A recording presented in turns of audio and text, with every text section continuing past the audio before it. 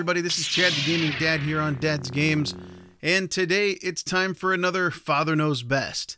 And the topic this time is going to be retro games. Ooh, new topic, right?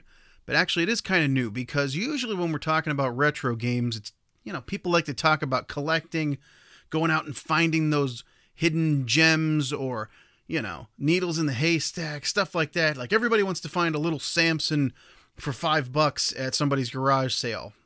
Yeah, it's not going to happen. That's why it's so expensive. Nobody bought that game. So there's very few of them out there to find at garage sales. At this point, a lot of games that you're going to find are going to be at conventions, maybe at a flea market. You might get lucky. Maybe at somebody's garage sale, you might get lucky. You might have a friend or somebody that had them growing up that doesn't care about them anymore that can give them to you. Get lucky that way. Lots and lots of ways to get lucky, kids. We're up all night to get lucky.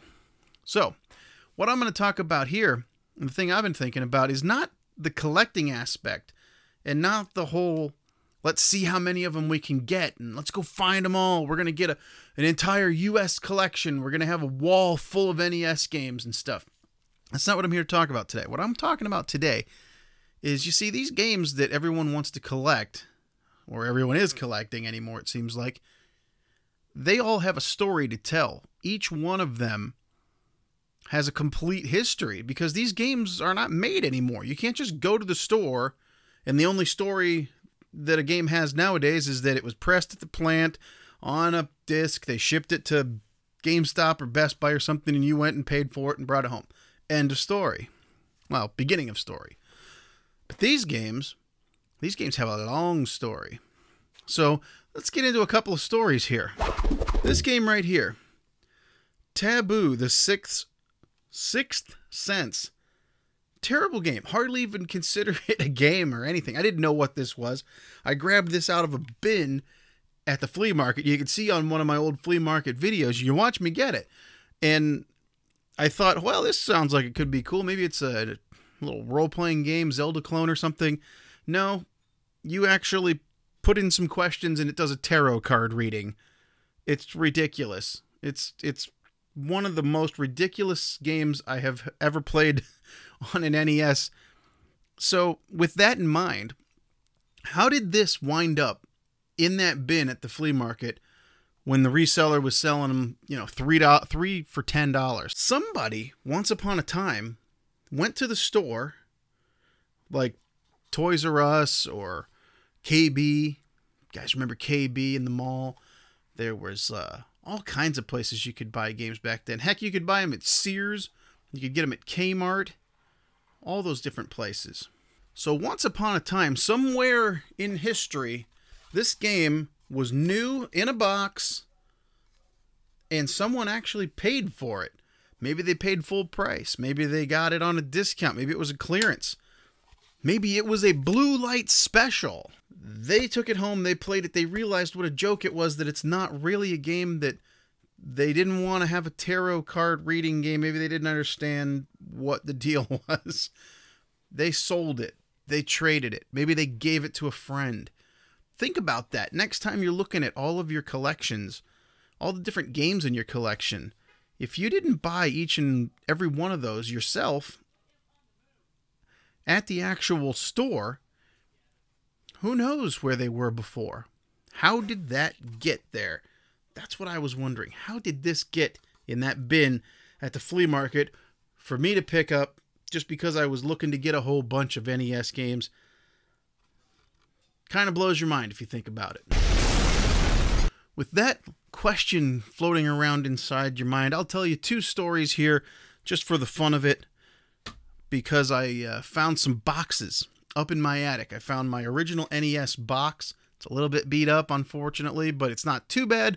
I have it sitting up there, and inside of it were a whole bunch of boxes.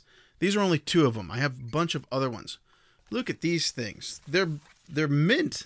I mean, it's no damage. It's perfect. It's got everything inside. We'll get to this one in a second. The other one I wanted to tell you about, The Adventure of Link.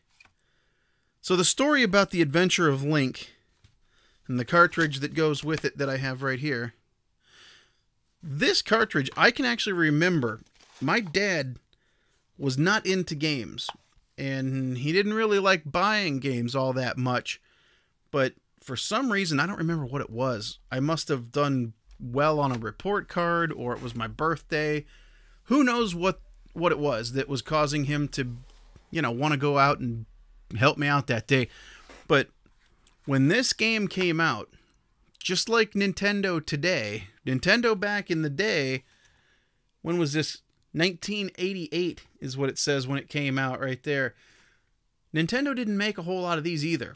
This was actually hard to find. We went to, I don't know, 3 or 4 different stores, toy stores, department stores, all over the place. And luckily for me, when my dad gets something in his head as far as wanting to go pick up something, he kind of gets, he calls it, you guys ever see Blues Brothers? We're on a mission from God? Yeah. Watch that movie. Great movie. Whenever he gets something in his head where he wants to go find something, he always says, I'm on a mission from God. And boom, we go off and we find it. And sometimes we don't find it, but I must have inherited that because sometimes I get a little obsessed about getting things too. Back to the story. We go all over town.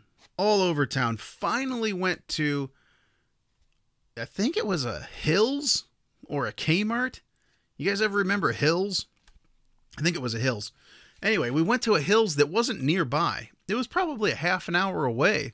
This was the extent of Dad's mission from God. We went out there and we were asking around everybody, hey, you got Zelda 2? Hey, you got Zelda 2? And everybody gave us the same old standard answer. It was like trying to find a Cabbage Patch Kid in the 80s around Christmas or whatever. Everybody's like, nope, sold out of that one. Nope, sold out of that one. We get to this final store. The lady's like, actually, we have one.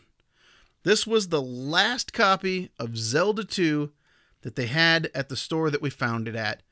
Dad went ahead, paid the money. I don't know exactly how much it was, but these games, when they were full price back then, probably about $50, which in 1988 is a lot more than $50 is today. But he bought it for me. We took it home, and me and my sister played the crap out of this. I did not have Zelda 1. This was my first Zelda. This right here, Legend of Link. And I actually beat the entire game back when I was a kid. I did, however, have to consult a guide for the final dungeon, because it's a big maze. And I was a kid. So anyway, that's the story of that one.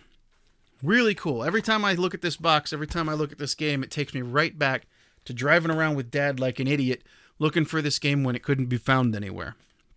Second story I have is actually about one of my all-time favorite games for the NES ever, Mike Tyson's Punch-Out. Right now it's Mike Tyson's Blurry. There. Whatever. You know what Punch-Out looks like. But here's the really cool thing. Check this out. I got this box out, among others that I found. Opened it up. Now, inside we have some cool stuff. We got all these papers. You even have the little, come on, you even got the little styrofoam thingy that they put in all these boxes to keep the games from rattling around in there. Let's put that back in there. Now keep in mind, this stuff's collectible. You can find it on eBay. People sell these and stuff. You ain't getting mine. I'm not selling this. This is mine. This one I'm keeping. I'm actually, in the next couple of years, hopefully going to have a bigger room than this to do all of my stuff in. These will all have their own nice frames on the wall. Yeah, I have a great plan for it. But anyway, let's go take a look at what's inside Mike Tyson's Punch-Out, because that's where the cool stuff is. I don't have a great story about Punch-Out as far as driving around and shopping around trying to find it or anything, but what's inside here is pretty interesting, so I thought I'd have a look at that. You get little Nintendo Power things, you get a whole poster. Now you're playing with Power poster. I'm not going to unravel that because that's going in a frame too when I get around to it. This I found interesting. This is just the regular manual, right? But what's this little sticky note on the front here, right? I'm reading it. See, this is Mike Tyson's Punch-Out, but I'm reading this thing, and it's like, Up in A is back crunch with neck crunch. Down in A is somersault kick. Double tap left and right to run. This is not a cheat sheet. This is not a cheat sheet for Mike Tyson's Punch-Out. This is a cheat sheet for pro wrestling. Yes, another one of my all-time favorite games. These are the moves for pro wrestling. Alright, so back to Punch-Out. Some more cool stuff that you get in the box with Punch-Out. There was actually this. This is something that I think also sells on eBay or whatever, but no one's going to get it. It's a personal letter from Iron Mike himself. Iron Mike, he says, blah, blah, blah, blah, blah. At the end, much success. He says, don't quit. Quitting is for those who are not serious about their goals. If you give up trying, you will never achieve your goal. Life is full of eager people who try to succeed at everything they do. What all these people have in common is that they never quit. God. Mike Tyson right there. Never quit. That's what he says. That one needs to be framed as well. That needs to be framed for sure. But there's more to the story even than that. I love looking at all this stuff you used to get with these games, but here's the real tale of the tape, if you will, in boxing terms. All right, check this out right here. This is the actual receipt from Toys R Us. Look at that, $32.99. And look when we got it. Let's see if it'll, yeah, 5/12 of 1990. 1990? Holy crap. What was that? Just over 27 years ago I got this game. And here's the beauty of it, man. Jeez. Looks like brand new. Looks good as new, right? Perfect. How many times did I plug this thing in and play Punch-Out? A million? Never beat Mike. Still haven't beat you, Mike. But I'm not going to quit. Never quit. That's what Mike Tyson says. So anyway, that's my Father Knows Best for this week. Just thinking about all the things that these games have seen. If only these cartridges could talk. This one wouldn't tell you a whole lot other than that it was in my parents' basement and that's where we played it. But this one over here, oh, there might be some stories to tell there. Not just your tarot reading, but Lord knows how many hands this has passed through before it got to me. And I think I'm going to keep it, but you never know. It might wind up in somebody else's hands one of these days too, because it's not one of the best. It's really not. So anyway, you guys have some cool stories about some of your games and maybe some stuff that you wish you didn't sell. And now somebody out there has your game and doesn't know the story of how your game came to be, how you bought it. I mean, think about it. Even the worst games out there, the absolute, like, trash, creme de la crap of the gaming world. If there's a used copy of it and you find it somewhere, someone bought that when it was still new. Why did they do that? These are the stories that I think about in my head when I'm just, I don't know, daydreaming about games or something like that. It's kind of weird. It's a thing I do. But until next time, remember, you never outgrow video games. My name's Chad the Gaming Dad, and this is Dad's Games. Thanks for watching, and we'll see you on the next one. So long, everybody.